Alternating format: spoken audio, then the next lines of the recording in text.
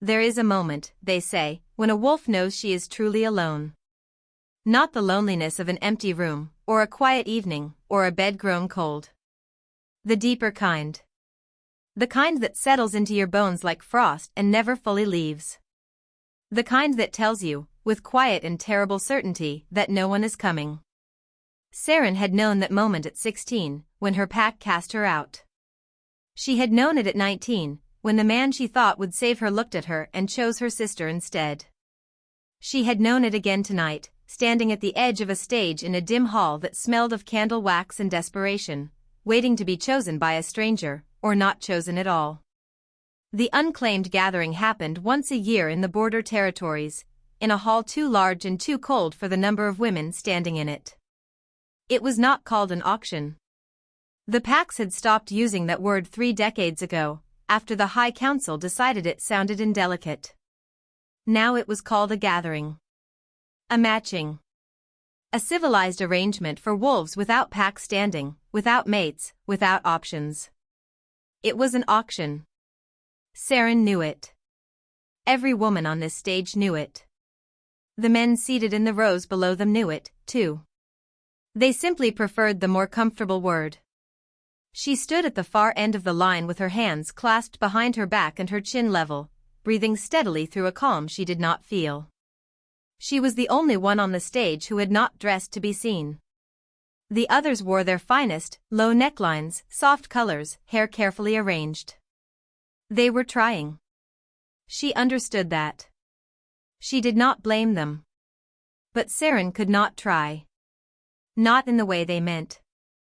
Because what Seren carried could not be hidden with a pretty dress or careful posture. And if the wrong person saw it tonight, if any person saw it, this would not be the end of her options. It would be the end of everything. So she stood still, kept her hands behind her back, and waited for the night to be over. She did not expect to be chosen. She certainly did not expect him. Chapter 1. The hall held perhaps 60 people. Seren could hear the low murmur of conversation from the rows of seated wolves below, merchants, lower nobility, pack members of middling rank looking for a second bonding or an additional household member. No one came to a gathering looking for love. That wasn't what this was. This was logistics. Pack standing required bonded pairs. Unmated wolves disrupted hierarchy. The gathering existed to resolve disruptions efficiently.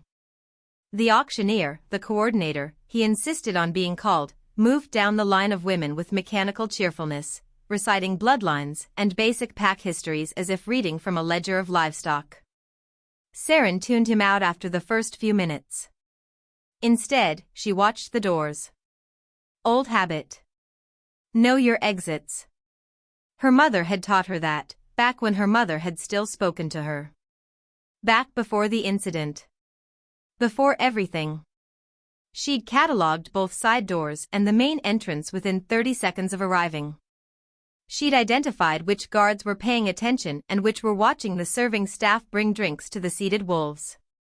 She'd noted the 3 men in the front row who kept looking at her and then looking away, which meant they were interested and embarrassed about it, which meant they were the kind of men who'd ask her to explain herself in a small room with a locked door. She would not be going home with any of them. She'd almost made peace with that when the main doors opened. The sound didn't change, exactly. It was more that all the other sounds stopped. Conversations cut off mid-word. The clink of cups went silent. Even the auctioneer's voice dried up in his throat. The Alpha King walked in. Seren had heard of Caelum Ashvane the way you heard of weather, as a force, not a person. High King of the Vethara territories. Last of the Ashvane bloodline. Ruler of 3 packs and 2 border regions, sovereign over more wolves than most people would ever meet in a lifetime.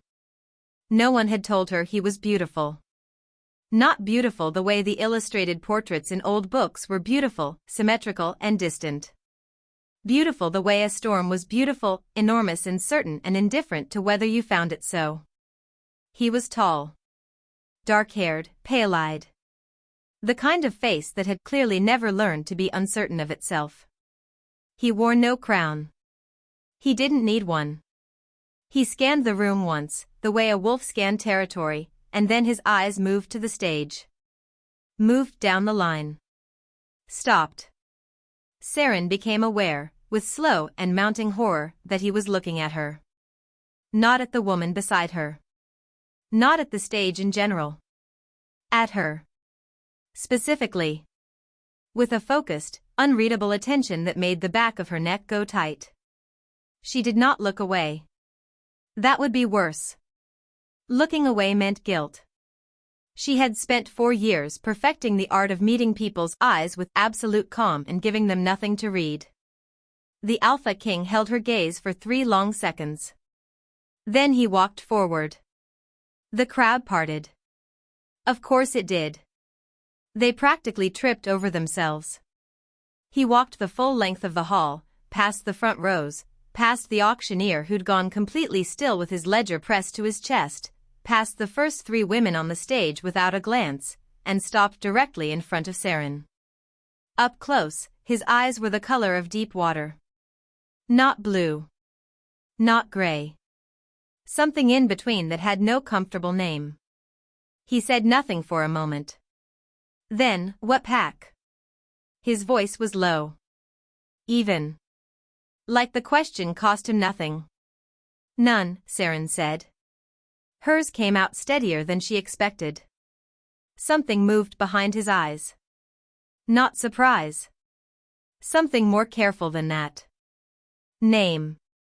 Seren Vale. He was quiet for another moment, studying her with that same focused, impersonal attention. She kept still. Kept her hands behind her back. I'll take her, the Alpha King said. He wasn't speaking to her. The hall erupted. Seren sat in the antechamber off the main hall while the paperwork was completed, listening to the walls vibrate with the noise of 60 wolves trying to process what they'd just witnessed. A court official sat across from her with a quill and an expression of deeply suppressed bewilderment. And you are unaffiliated with any pack? He asked, for the 3rd time. Yes. No prior bonding contracts? No. And you're healthy? No significant, that is, nothing that would. He stopped. Tried again. His Majesty is aware you're unaffiliated? That you have no pack standing, no? He was there, Seren said. When he chose me. The official pressed his lips together and wrote something in his ledger. Outside, she could hear people speculating with increasing urgency. What was wrong with her? Why would a king choose the one woman on the stage who hadn't been trying to be chosen? What was she hiding? She kept her hands flat on her thighs and did not move. They weren't wrong to wonder. She was hiding something. She had been hiding it for 4 years, with tremendous effort and absolute necessity, and she could not afford for that to change now. The problem was that a king, unlike a merchant or a lower-ranked pack member, would have resources. Staff. People whose job it was to notice things. The bigger problem was that a king's mate was never truly private. She was still trying to calculate the risk when the door opened and Caelum Ashvane walked in. He looked at her with those deep-water eyes. Then he pulled out the chair across from her and sat down, and for a moment they simply regarded each other in silence. You're not pleased, he said. I'm trying to assess the situation, Seren said. The corner of his mouth moved. Not quite a smile. Something drier than that. Honest, he said, as if marking the word. Is that a problem? No. He was quiet for a beat. You have a condition. She looked at him carefully. I'm sorry. Everyone in that hall tonight had a reason for being there. Something that made ordinary bonding impossible. He held her gaze. You more than most. I'd like to know what it is before I sign the contract. Seren's heart turned over once, hard. And if I don't tell you? Then I withdraw the offer, he said. And you go back to that stage. She looked at her hands. The careful habit of keeping them hidden was so ingrained she didn't notice she was doing it until she made herself stop. I need, she said slowly, to keep my hands covered. Always.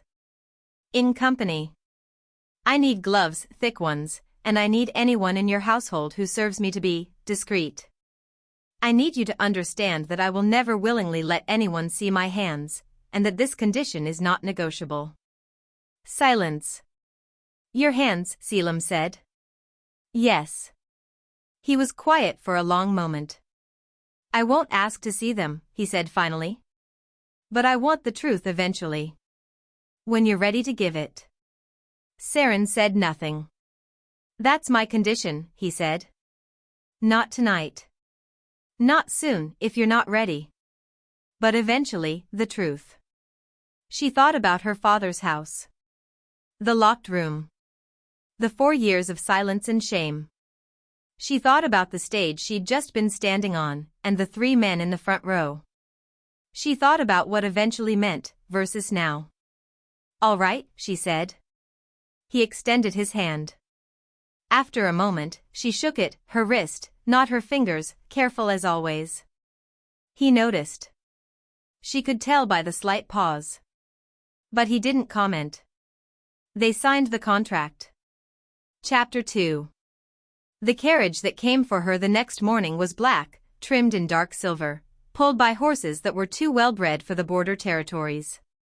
It drew stares from the moment it turned onto the street outside the lodging house where Seren had been staying, a narrow building with thin walls and a landlord who'd stopped meeting her eyes 6 months ago. She came down with one bag. She'd arrived with one bag. It seemed right, somehow, that she'd leave the same way. The driver didn't speak. The ride was long, the road smooth once they crossed into Vethara proper, and Seren spent most of it watching the landscape change through the window. The scrubby borderland grasses giving way to darker forest, then open hills, then the first distant glimpse of Ashvane Keep, a grey stone rising against a grey sky, towers that looked like they'd grown there rather than been built. It was enormous. She'd known it would be enormous. She'd told herself she was prepared for that.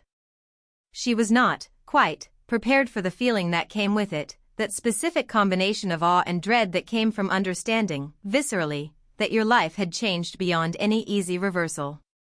You could still leave, she thought, not for the first time. He can't force the bond. The contract isn't the bond. But then she thought of her father's face. The locked room. The 3 men in the front row at the gathering. She picked up her bag as the carriage stopped.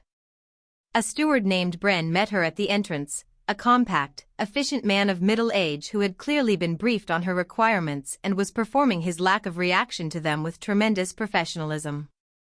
My lady, he said, with a bow that managed to convey both respect and neutrality. His Majesty asked me to show you to your chambers and ensure you have everything you need. He also asked me to inform you that all household staff have been instructed not to reach for your hands, not to comment on your gloves, and not to raise the subject with you or each other. Seren looked at him. He held her gaze with calm, practiced courtesy. He told them already, she asked. This morning, my lady. Before the carriage was sent. She thought about that for a moment, the image of Caelum Ashvane summoning his household staff at dawn to instruct them on the particular sensitivities of a woman he'd known for less than 12 hours. Thank you, she said, and meant it more than she expected to. Her chambers were on the east side of the keep, 3 connected rooms, a sitting room, a bedroom, a small washroom, all furnished simply and well. Nothing ostentatious. Nothing that felt like it was performing wealth at her. Through the bedroom window she could see the hills. She set her bag down and stood at the window for a long moment, breathing. Safe, she thought, testing the word. For now, at least, safe. She didn't see the Alpha King until the following afternoon, when a guard escorted her to what turned out to be a map room, a long chamber with a central table covered in territorial documents, walls lined with detailed charts of pack boundaries and trade routes. Caelum stood at the head of the table with 2 advisors, reviewing something with the focused attention of a man who was always working. He looked up when she entered. Seren. No, my lady. No title. Just her name, stated like a fact. Your Majesty. The advisors glanced between them with barely concealed curiosity.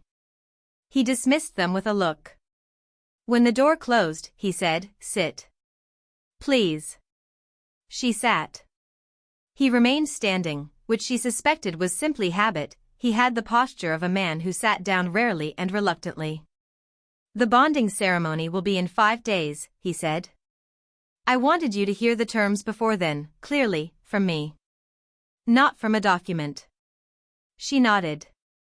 "I need a bonded mate," Caelum said, with the same flat practicality he'd used the night before.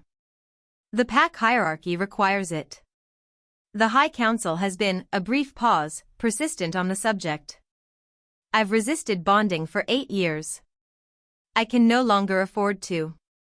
"Why did you resist?" Seren asked. He looked at her steadily. "That's a longer conversation." She filed it away.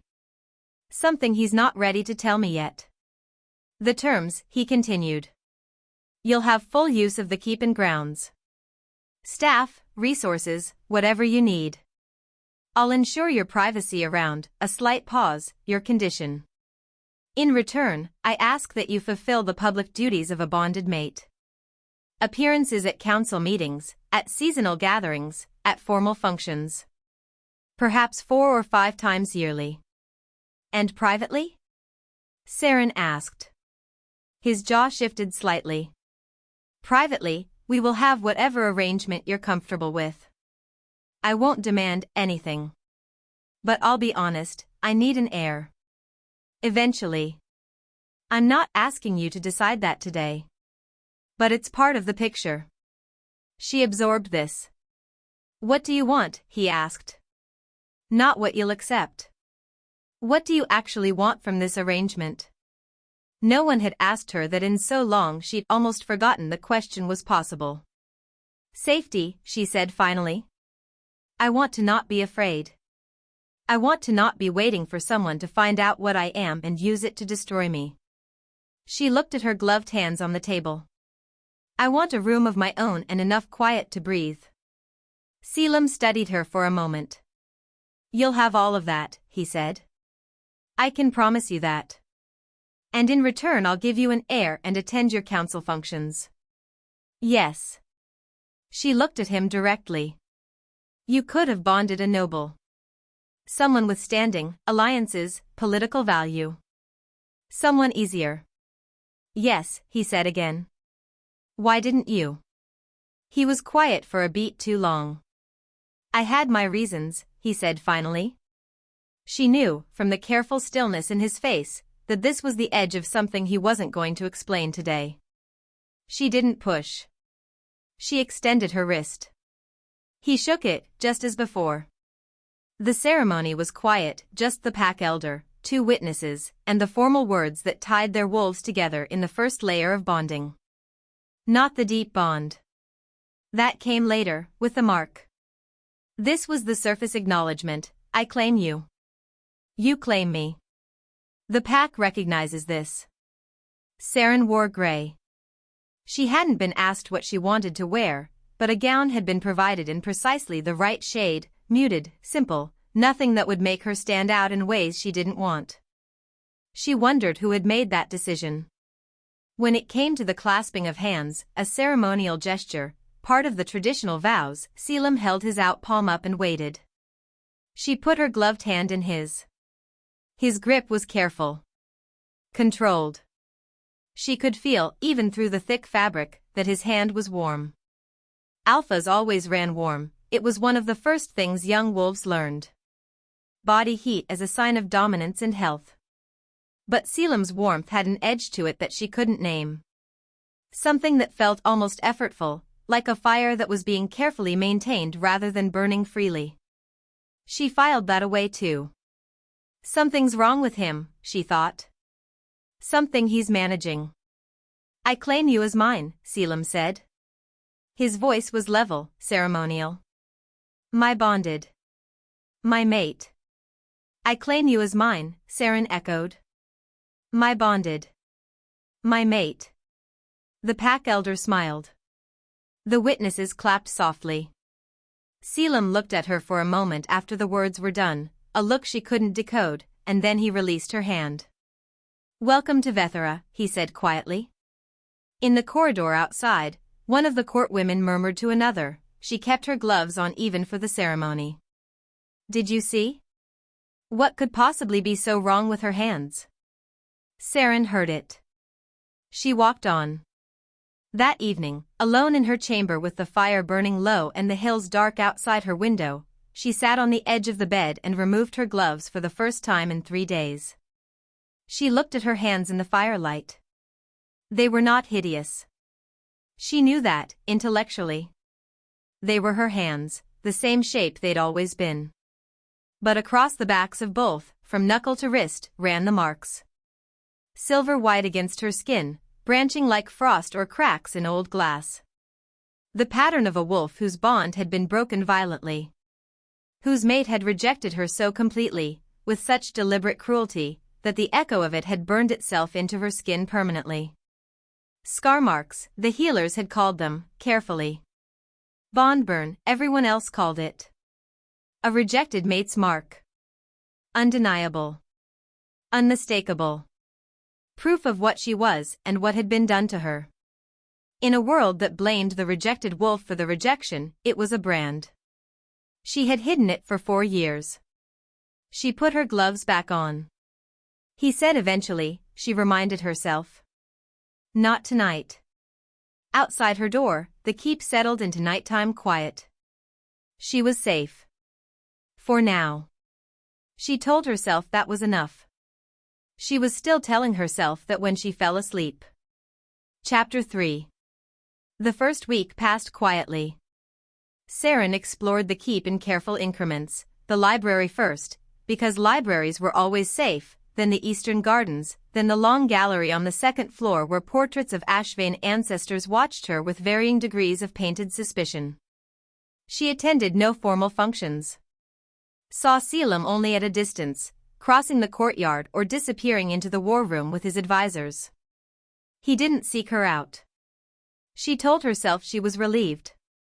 She spent her mornings in the library and her afternoons learning the rhythms of the keep, which corridors were busy at which hours, which staff were warm and which were merely professional, where the quiet places were.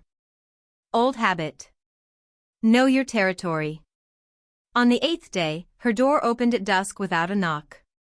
She was by the fire with a book, and she looked up to find Caelum standing in the doorway with the particular stillness of a man who had walked somewhere with purpose and then lost his certainty upon arriving. "Your Majesty," she said. "I didn't knock," he said. "I apologize. It's your keep. It's your room." He said it flatly, as if correcting himself. "I'll knock in future." He didn't leave. She studied him over the edge of her book.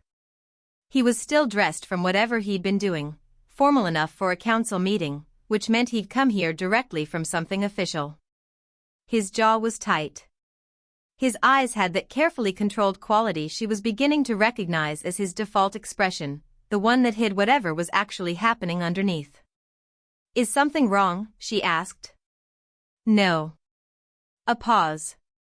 "I came to see how you were settling in." She put the book down.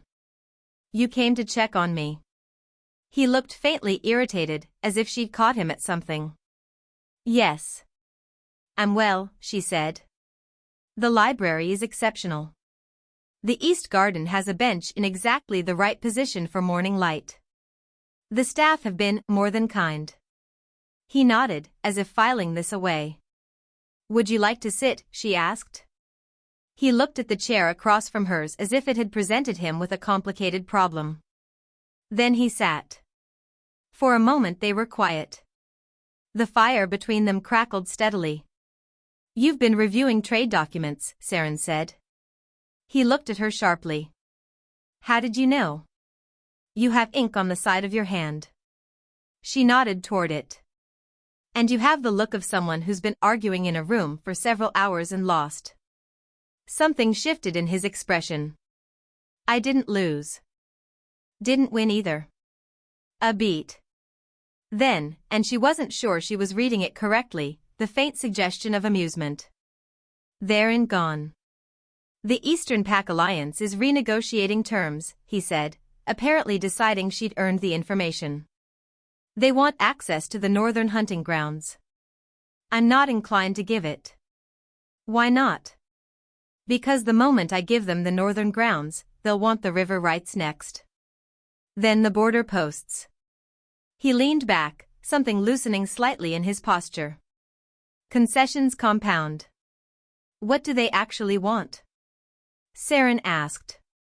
Underneath the hunting grounds. He looked at her. What do you mean? Nobody negotiates for land when they mean land, she said. What do they actually need? Resources? Security? A sign that you consider them equals rather than subordinates? Silence. Caelum studied her with those deep-water eyes. Recognition, he said slowly. Their alpha is new. Young. He needs to bring something home to his pack that demonstrates he has standing with the High King. Then give him something that looks significant and costs you nothing, Seren said. A seat on a secondary council. An invitation to the winter gathering. Let him stand next to you in a room where people can see him. Caelum was quiet for a long moment. That's, he began. Too simple? I was going to say perceptive. He said it the way someone said something true before they'd decided whether they wanted to say it. Warmth moved through her chest, brief and unbidden.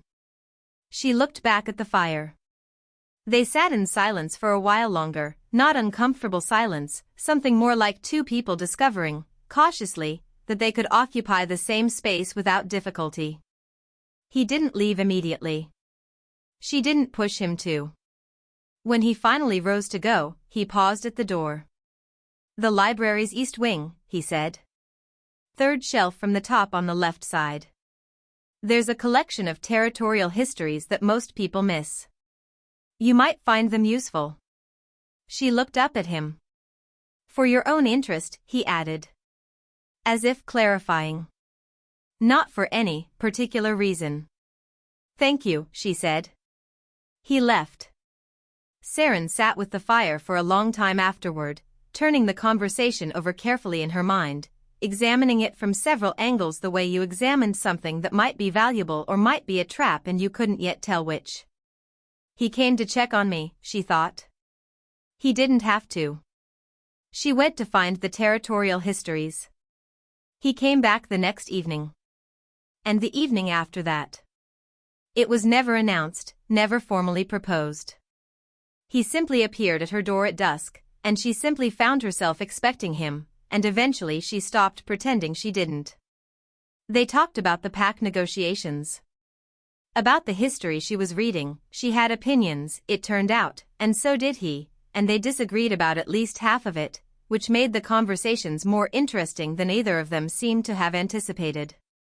He told her about a border dispute he'd been managing for 3 years.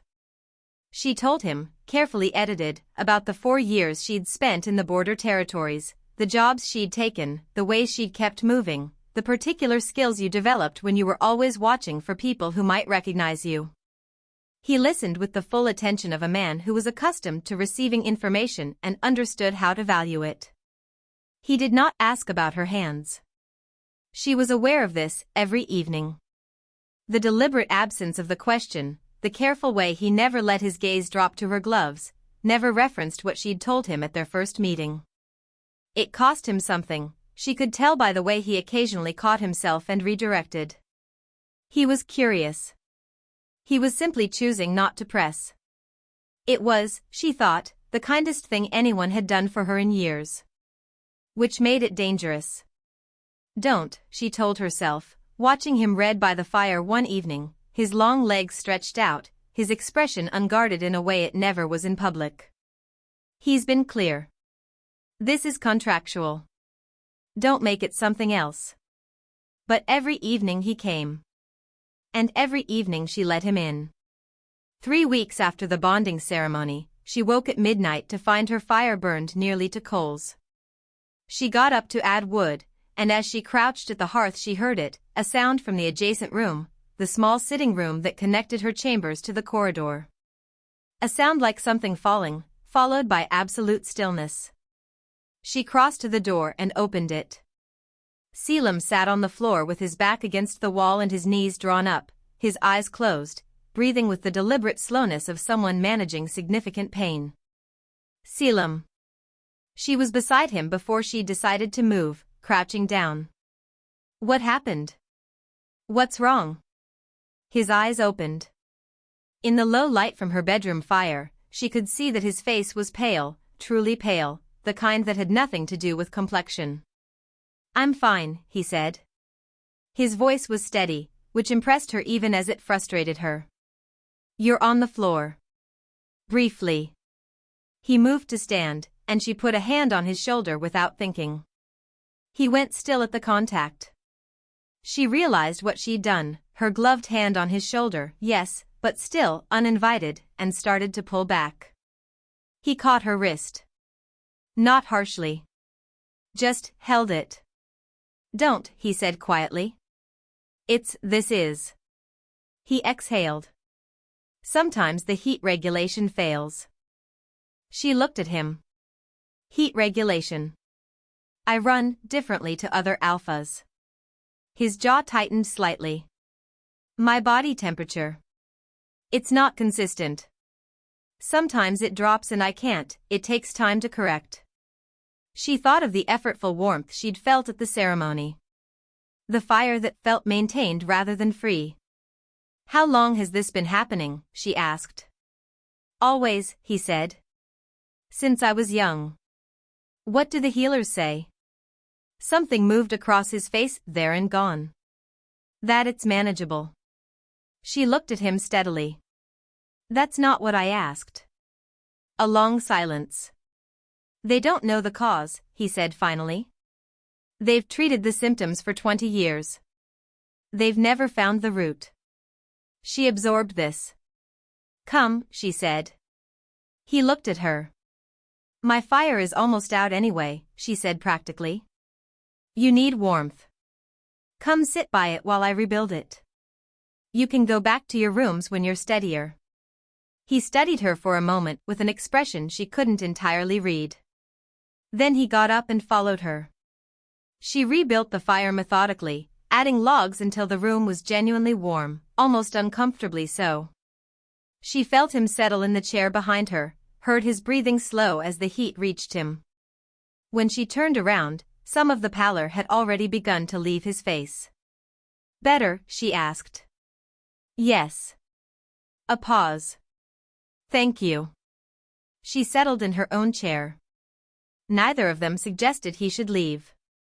They sat in the warm room as the fire built, and after a while Caelum's eyes closed, and his breathing deepened, and Seren watched him sleep with a feeling she didn't have a name for and wasn't going to look at directly. He was still there when morning came. He woke before she did, and she found a note on the table by the door when she rose, thank you for the fire. See. She read it 3 times. She told herself it meant nothing. Chapter 4. The bonding ceremony had been quiet. The formal presentation to the Vethara court was not. It happened on a clear morning 6 weeks after Seren's arrival, in the great hall of Ashvane Keep, with every pack elder and noble family of standing present and approximately 400 wolves craning their necks for a look at the High King's new mate. Seren stood in the antechamber and breathed. She wore deep green, chosen this time by herself, from the selection the seamstress had brought. Dark enough to be serious. Simple enough not to invite too much attention. Her gloves were new ones, custom-made, thin enough to move in but opaque enough to conceal, and they matched the gown precisely. She could hear the noise of the hall through the walls. That many bodies, that much expectation, all of it directed at a door she was about to walk through. Know your exits, she thought, and almost laughed. The door opened. Caelum stood on the other side. He'd been announced already, she could tell by the renewed surge of noise, and now he looked at her with those steady deep-water eyes and extended his arm. Ready? He asked. No, she said honestly. Neither was I, my first time. He said it so quietly only she could hear. Walk with me. Look straight ahead. The noise is louder than the people. She put her hand on his arm and they walked through the door. The hall was vast. The noise hit her like weather, not hostile, not welcoming, simply enormous. Hundreds of faces turning in unison, the murmur building as they processed what they were seeing. Her gloves. Why the gloves? What is she hiding? She heard fragments. Didn't let herself hear more than fragments. Beside her, Caelum walked with the absolute composure of a man who had been the center of attention since birth and had long since stopped finding it remarkable. His presence was steadying. She focused on the rhythm of his steps and matched it. They reached the dais. Turned to face the room. Caelum raised one hand and the noise dropped to silence with a speed that impressed her all over again. The Vethara court recognizes Seren Vale Ashvane, he said, in the carrying voice he used for formal addresses, larger than his usual voice, built for rooms. My bonded mate. My queen. A beat of silence. Then the room answered, as was traditional, recognized. Not warmly. Not yet. But not hostile either. Carefully neutral, the way a pack assessed a newcomer, watching, withholding judgment, taking time. Seren kept her face still and her hands clasped in front of her. In the third row, she saw a woman watching her with an expression that was not neutral at all, cold, assessing, something sharp underneath. Beautiful in a severe way, with pale hair and the bearing of someone who expected rooms to arrange themselves around her. Seren filed her away. Someone to be careful of. Neither of them slept that night, though neither acknowledged that either. He left at midnight, and she lay in the dark listening to his footsteps fade down the corridor, and the feeling in her chest was too large and too specific to keep calling nameless. She named it anyway, alone in the dark where no one could see. Then she set it aside with great care and went to sleep. Chapter 5. It was Bren who first told her about the previous Alpha Queens. Not intentionally.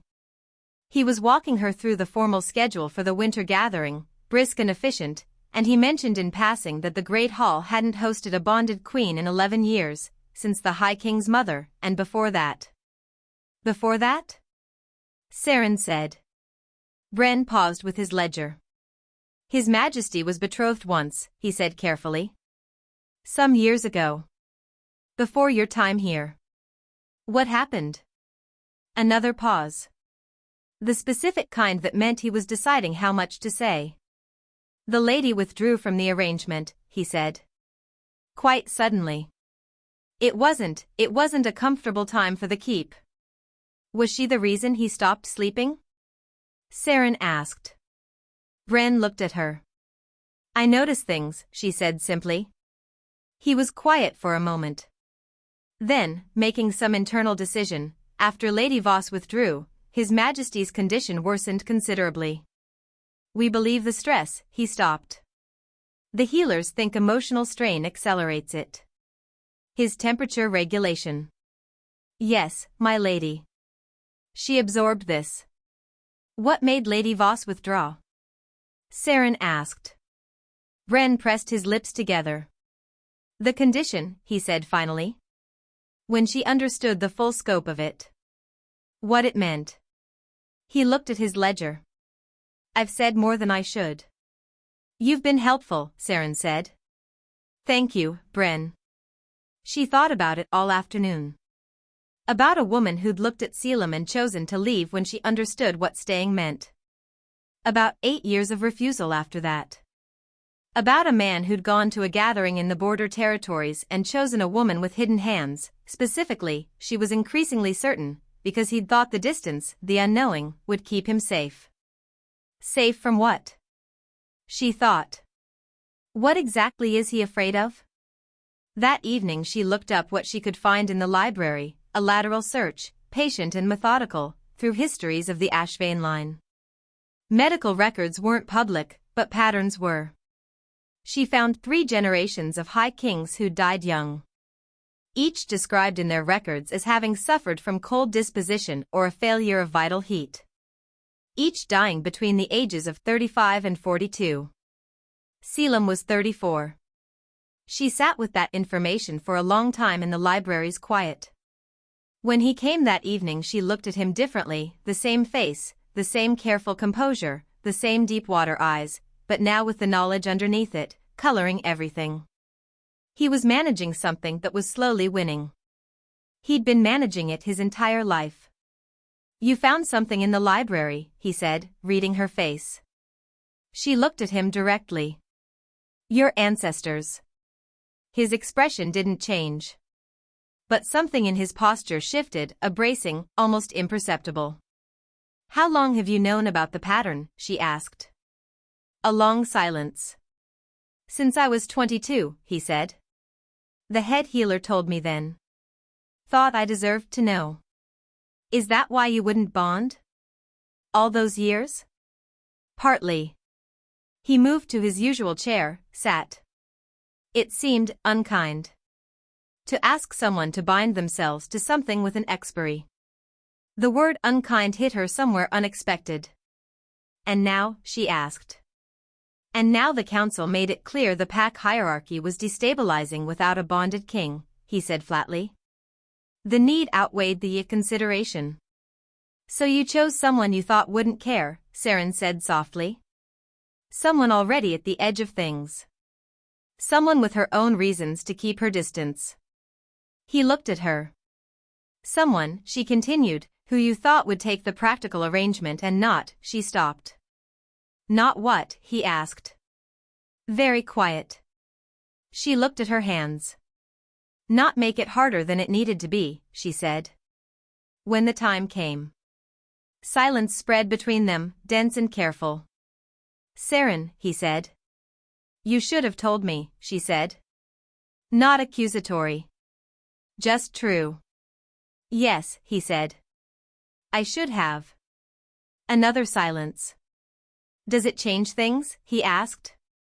His voice was level, but she could hear the thing underneath it, the thing he was controlling very carefully. She thought about that for a long moment. She thought about the note he'd left. "Thank you for the fire." She thought about him standing at the door looking lost, and the way he'd looked across the hall to find her, and the evenings by the fire that had become the thing she oriented her days around without quite realizing it. She thought about a woman who'd left when she understood the full scope of it. "No," she said. "It doesn't change things." He breathed out, slow, controlled, but she heard it. "All right," he said. They sat by the fire until late, talking about nothing important, the history she was reading, the Eastern Pact negotiations that had resolved in her favor, a bird that had been nesting outside his study window for 3 weeks and that he described with such understated exasperation that she laughed, genuinely, for the first time since she'd arrived. He looked at the sound of it as if he wasn't quite sure what to do with it. She fell asleep in her chair sometime after midnight, and when she woke the fire had been built up and there was a blanket over her, and he was gone. She hadn't heard him do any of it. She sat with the blanket around her shoulders in the warm room and felt, with absolute and terrifying clarity, the thing she'd been naming and setting aside for weeks. She didn't set it aside this time. She just sat with it and breathed and accepted it. "I love him," she thought. "Gods help me, I love him." And beneath that, quieter, "and he is dying. He has been dying for years. And if loving him is what kills him faster, then I can never tell him." Chapter 6. She went to Bren the next morning. "I need a healer," she said. "Not the court healers. Someone outside the keep. Someone who specializes in old conditions. Old patterns." Bren looked at her carefully. "There is a woman," he said slowly. "A healer in the mountain territories. She's treated the Ashvane kings before. His Majesty's father consulted her. Can you arrange for her to come here?" "His Majesty hasn't authorized." "I'm the Queen," Seren said, quietly. "I'm authorizing it." He looked at her for a long moment. Then he bowed. The healer arrived 3 days later, a weathered woman named Desta, with the particular sharpness of someone who had spent decades looking at things other people preferred not to see. She examined Caelum in the morning with his reluctant permission, and then she asked to speak to Seren alone. They sat in the east garden, the winter light thin and cold around them. "How bad is it?" Seren asked. "Worse than he knows," Desta said. "Or rather, he knows. He's simply not said it aloud." "What's causing it?" The old healer folded her hands in her lap. "The Ashvane line carries a very old working. Not a natural condition. Something imposed, generations back. The histories name it as a curse, but the mechanism is more specific than that." Seren went still. "What kind of working?" she asked carefully. "A binding," Desta said. "On the emotional body specifically. It was designed, as best I can tell, to prevent the Ashvane kings from forming true bonds. Deep ones. The kind that would make them," she paused, "vulnerable. Someone didn't want the High Kings to love," Seren said slowly. "Someone wanted them to rule without being influenced by love, yes." Desta looked at her. "What they didn't account for, or didn't care about, is that the emotional body and the physical body in wolves are not separate systems. Suppress the bond capacity, you suppress the heat. You suppress the heat long enough, the vital systems begin to fail." Seren's hands tightened in her lap. "Can it be broken?" she asked. "A working like this," Desta paused, studying her. "It would take something of equivalent power to the original working. Something that could reach the same depth." She looked at Seren's gloves, then back up. "What are you?" Silence. "I'm a rejected mate," Seren said carefully. "Yes," Desta said. "I can see that. The bond burn marks are," she gestured towards Seren's hands. "What else are you?" A longer silence. "I don't know what you mean," Seren said. "Your energy," Desta said simply. "It's not purely wolf. There's something else running underneath. Something very old and very contained." She tilted her head. "Has anyone ever told you that you're not simply what you appear to be?" Seren looked at the dead winter garden. "My grandmother," she said, after a long moment. "She told me once. Before she died." "What did she tell you?" Seren breathed in slowly. "That the women of our line, sometimes, carried something extra," she said. She called it the deep bond. The ability to reach into a bond working and affect it directly. She said it was rare. Appeared once every few generations. Desta nodded, as if this confirmed something. "She said it was dangerous," Seren continued. "That it had to be controlled. She was trying to teach me." She stopped. "She died before she could finish." "And the rejection," Desta said carefully. "The bond burn. That happened after?" "Yes. Then the trauma of the rejection may have complicated things. Sealed the ability down under the injury." Desta was quiet for a moment. "The bond burn on your hands. The way the marks spread across the backs, that's not typical presentation. Most rejected mates carry the marks closer to the wrist, where the original bond warmth would have settled. Mine spread further," Seren said. "Because the deep bond tried to hold the connection even after it was severed. It couldn't, but it tried. And the effort burned." Desta looked at her steadily. "It also means it's intact. Your ability. Dormant under the injury, but intact." Seren stared at the ground. "If I could reach it," she said slowly. "If I could access it, could it break the working on him?" "I believe so," Desta said. "But I need to be honest with you.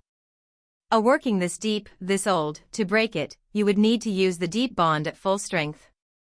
And to do that," she paused, "you would need to let him see the marks."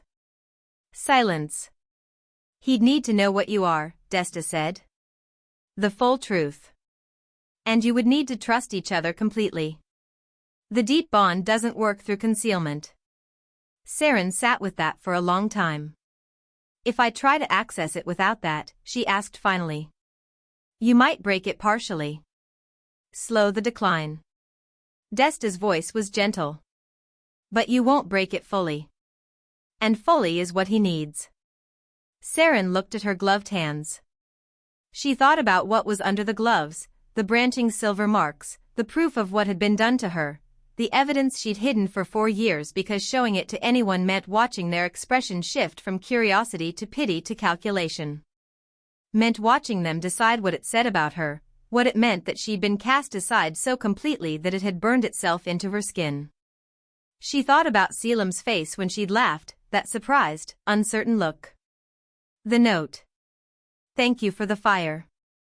She thought about the woman who had left when she understood the full scope of it. He chose you knowing you were hiding something, she thought. He chose you when he could have had anyone. He's kept every promise. He's never once pushed. She breathed out slowly. Thank you, she said to Desta. For telling me. That evening she was quieter than usual, and she could tell he noticed, his attention sharpening slightly, the question in his eyes that he didn't ask. After a while, she said, I need to tell you something. Not tonight. Soon. But I need you to know it's coming. He looked at her steadily. All right, he said. It will change things, she said. The way you see me. Possibly.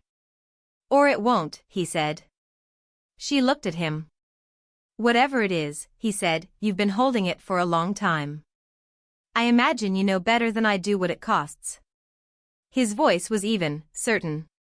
I'm not going to see it the way whoever put it on you sees it. I don't know it yet, but I'm certain of that.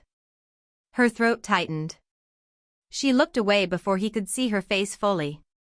Soon, she said. When you're ready, he said. She nodded. That night, for the first time, she dreamed of her grandmother, the old woman's hands over hers in the small garden behind the house, showing her how to feel the warmth inside the bond marks. Like a river, her grandmother had said. You don't force it. You find the place where it wants to go. She woke with warmth in her palms, faint and certain, and lay in the dark with her hands open at her sides. Soon, she thought. I'll tell him soon. Chapter 7. She told him on an evening when snow had come early to the keep. She'd watched it fall all afternoon, the hills going white and quiet, and something about the stillness of it had made the decision feel simple in a way it hadn't before. Not easy. Simple. The way you finally set down something heavy not because the weight has changed but because you've understood that carrying it further serves nothing. When he came that evening she said, before he'd even sat down, I'm ready. He looked at her. Didn't ask ready for what. She crossed to her chair and sat, and he sat across from her, and she looked at the fire for a moment, gathering. When I was 20, she began, I thought I'd found my mate. She told him carefully and completely. The bond she'd felt, consuming, certain, the way all the stories said it would be. The 2 years of it, the belief in it. And then the morning she'd woken to find him gone, and the formal letter 3 days later informing her that he was rejecting the bond. That he'd found his true mate elsewhere. That the connection she'd felt had been a mistake. A misreading. He said the bond I'd felt was a projection, she said quietly. That I'd been emotionally reckless. Misidentified something that wasn't there. He said it in a letter.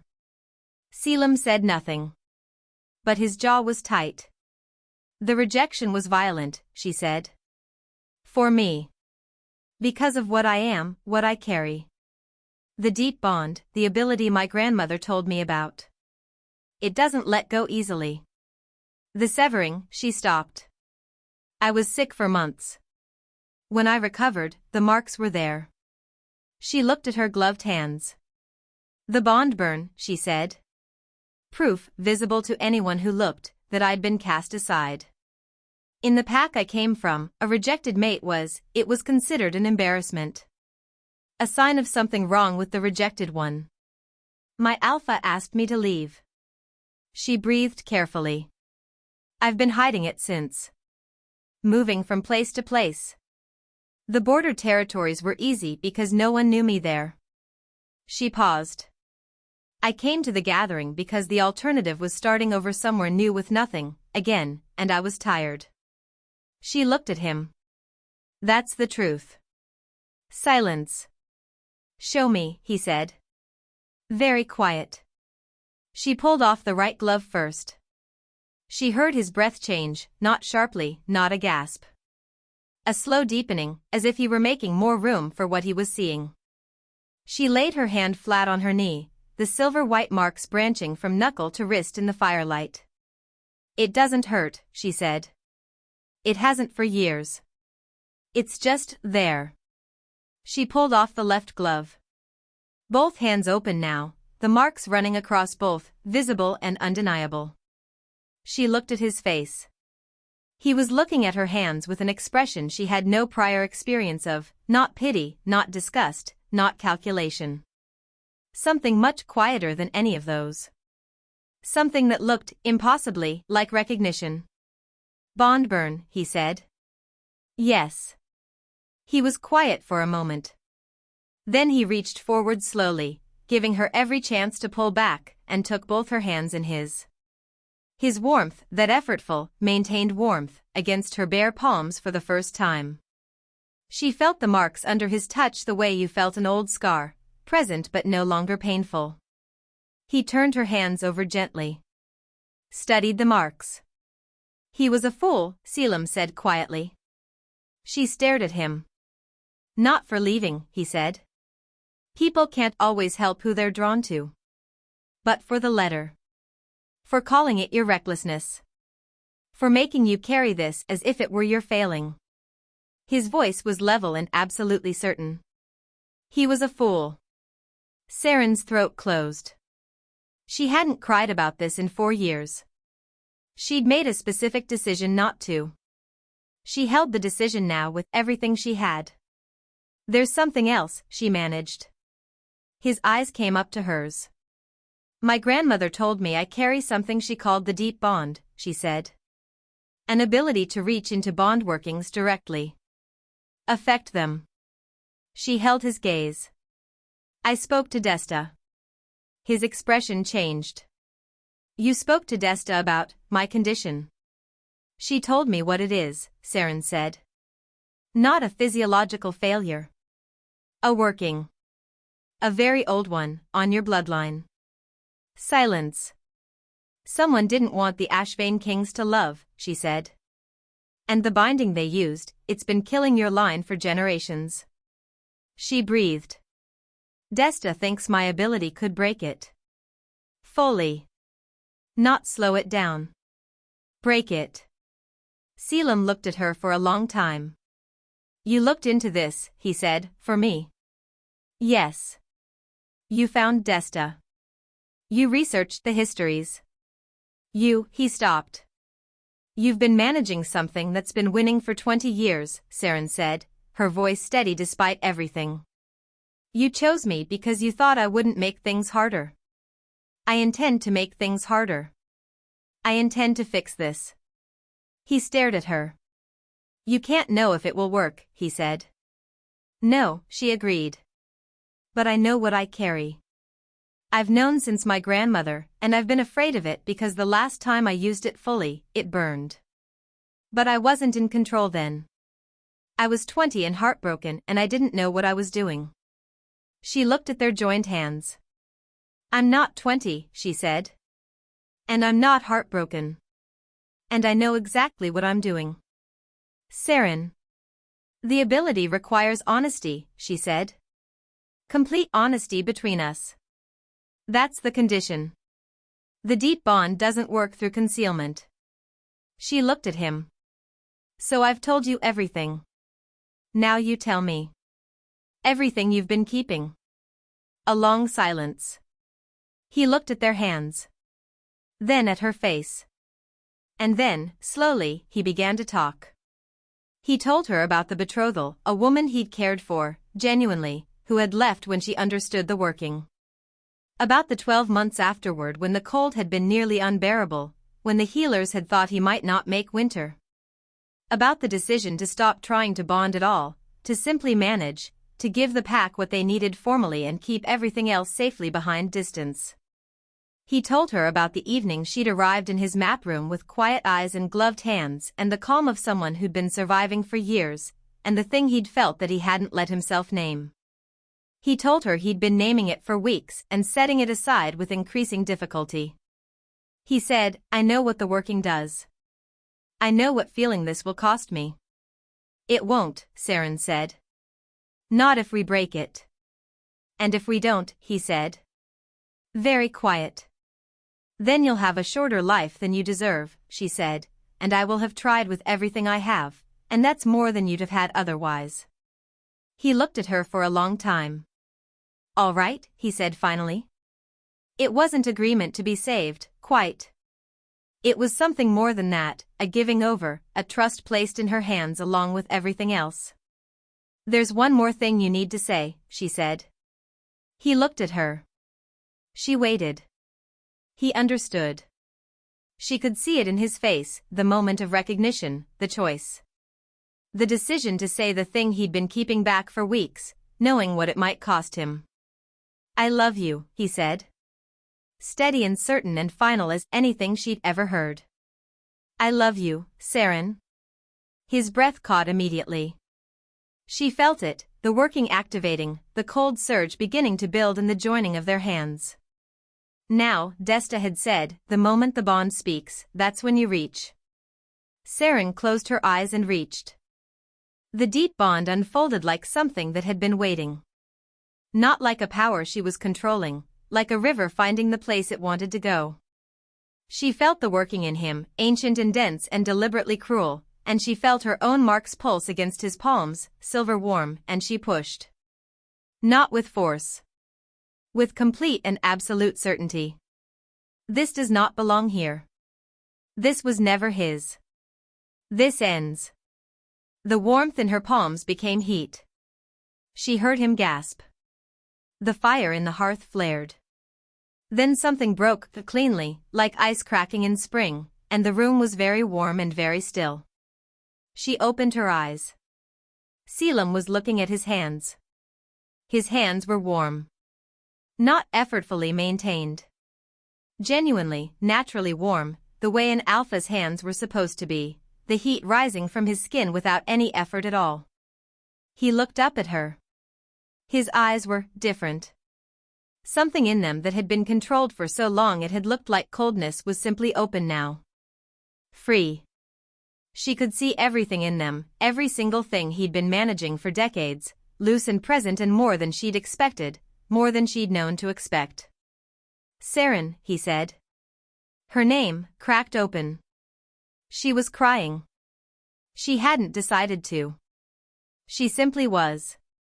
He pulled her close with both warm hands and she let him, and they stayed like that in the warm room while the snow came down outside, for a very long time. Chapter 8. Spring came to Vethara the way it always did, slowly, then all at once. Seren stood in the east garden on a morning 6 months after the working broke and watched crocuses push up through the last of the snow along the stone wall, and felt a contentment so steady and specific that she'd stopped being surprised by it. Behind her, she heard boots on the path. "The council meeting ended early," Caelum said, stopping beside her. "Did the Eastern Pack Alpha cooperate?" Enthusiastically. He brought his wife. A pause. She and Bren appear to have become immediate friends.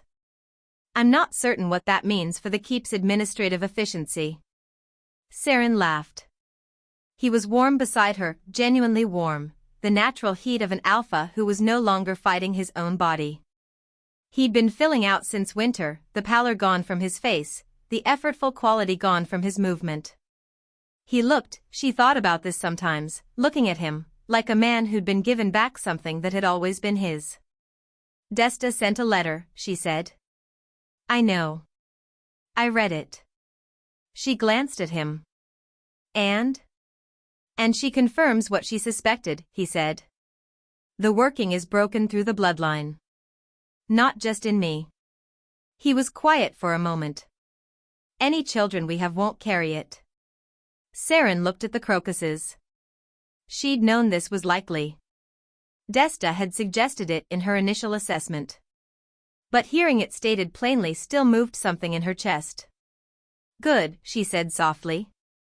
He turned to look at her with those eyes that were still deep water but were no longer cold, warmer now, more visible, everything closer to the surface. "There's something else in the letter," he said. "I know," Seren said. "She wants to write up the account of the deep bond working. For the healer's records. She asked if you'd be willing to be named." Seren looked at her hands. The marks were still there, they'd always be there, the deep bond had told her, the same way a bone healed and remained shaped by the break. But she'd stopped wearing gloves 2 months ago. She'd simply stopped one morning and found she didn't need to begin again. At the last formal court gathering, 3 noble women had asked about the marks directly. She'd told them what they were without apology. The room had been quiet for a moment. Then one of the women, the youngest, barely 18, had said, with careful and genuine curiosity, "What does the deep bond feel like?" And Seren had thought about how to answer, and had said, "Like a river finding the place it wants to go." "Tell Desta yes," she said. "She can name me." Caelum took her hand. His fingers were warm, interlacing with hers naturally, the marks on the backs of her hands visible between his. He looked at them the way he always did, as if they were something he was glad to see. "Mira asked about you again," he said. "What did she ask?" "Whether you were happy." Seren looked at him. "What did you tell her?" "I told her I thought you were." His thumb moved across her knuckles. "I also told her to ask you herself if she wanted to know." Seren shook her head, smiling. "You're improving." "Marginally."